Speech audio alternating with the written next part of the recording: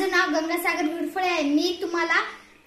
मी एक पुस्तक वाचलेले आहे। त्या पुस्तकाचं नाव आहे माझं बक्षीस। मी त्यातली एक गोष्ट सांगणार आहे। एक व्यापारी होता, त्याने खूप कष्ट करत होता।